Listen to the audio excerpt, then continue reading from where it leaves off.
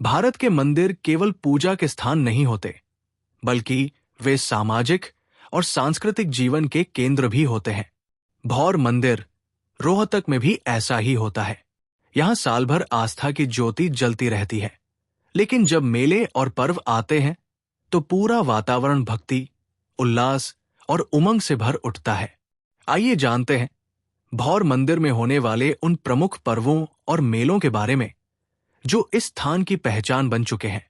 भौर मंदिर से सबसे बड़ा पर्व जुड़ा है बाबा मस्तनाथ जी की जयंती। हर साल चैत्र मास में ये भव्य आयोजन होता है।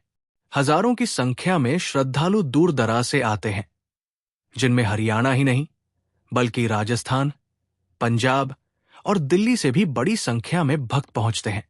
जयंती पर शोभा यात्रा निकाली जाती है, जिसमें भक्तजन झांकियों, भजन कीर्तन और लोक नृत्यों के साथ शामिल होते हैं।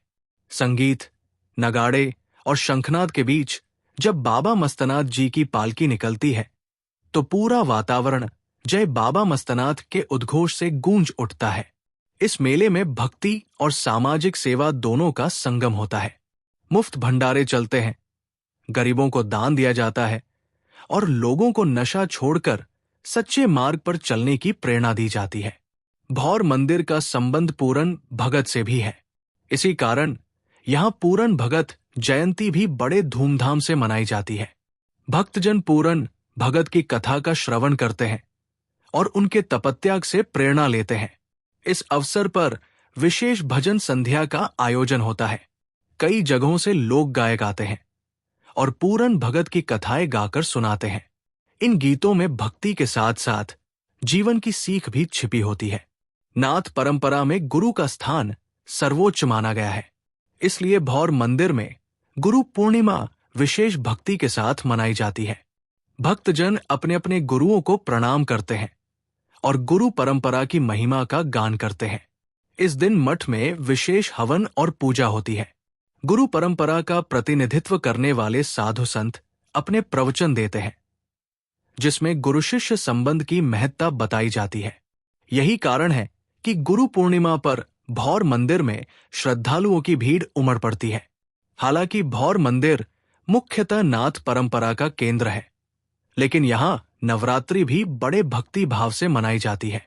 इस दौरान मंदिर में विशेष हवन, भजन कीर्तन और मां दुर्गा के जयकारे गूंजते हैं।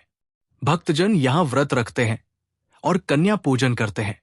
मठ की परंपरा के अनुसार शक्ति उपासना और योग साधना दोनों का समन्वय किया जाता है। नवरात्रि में मंदिर का वातावरण इतना पावन और ऊर्जावान होता है कि दूर दूर से लोग सिर्फ इस अनुभव के लिए आते हैं। हरियाणा और उत्तर भारत के कई हिस्सों की तरह भौर मंदिर में भी सावन मास का विशेष महत्व है।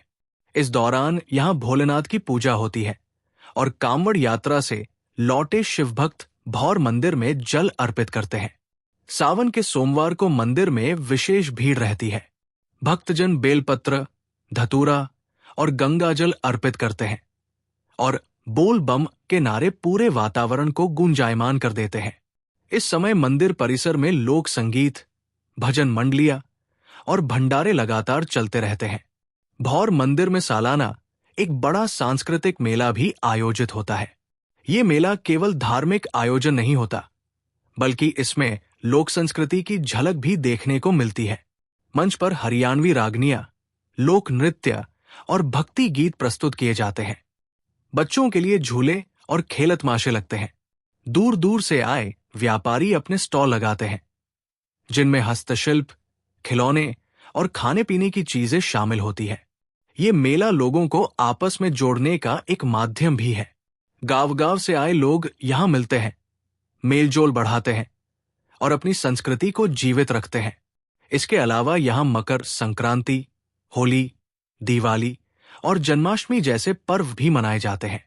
इन अवसरों पर मंदिर सजाया जाता है, दिए जलाए जाते हैं और भक्तजन भजन कीर्तन में शामिल होते हैं। विशेष रूप से रामनवमी और महाशिवरात्रि पर तो यहाँ भक्तों का मेला सा लग जाता है।